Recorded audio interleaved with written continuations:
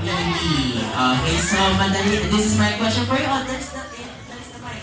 Okay, so get the mic. So my question for you, ate, is what is your favorite thing about Cedric? Okay, what is your favorite characteristics of Cedric?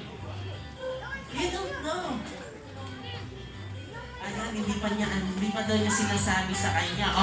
Sige, another question na lang. What is your favorite banding together with Cedric na lang? Okay, what do you play every day? Ano yung nilalaro niyo palagi? They always play Monster Truck and I always build with him. Wow! Ayan, sinasamahan niya maglaro ng Monster Truck. Alright, palakpakan naman natin si Ate Lily. Thank you so much. Okay, you may now take your seat again, Ate Lily. Okay, so this na naman.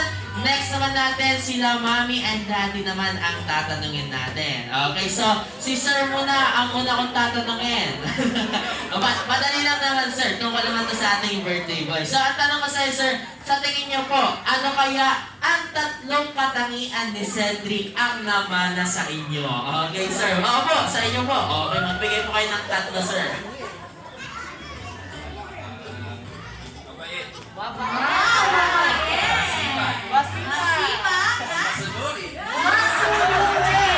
Wow! Ayan! Masipag, mabait at masunurin. Palakpakan naman natin si Daddy. Thank you so much, sir. Okay, so this time, habang naman si Mami naman ang tatanungin natin. Ayan, kay Mami naman din daw po. Ganon din, Mami. Ano din daw po ang tatlong katangian na namana sa inyo ni Cedric? Una po,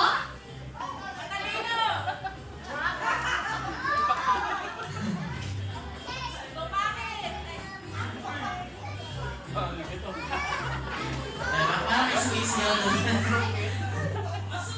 Ayun lang. Yung kay sir, puro good side. Okay, apat naman kay ma'am. Tahimik minsan. Okay. Ano yun? Antukin! Ayun, mahilig matulog si Kuya Sir.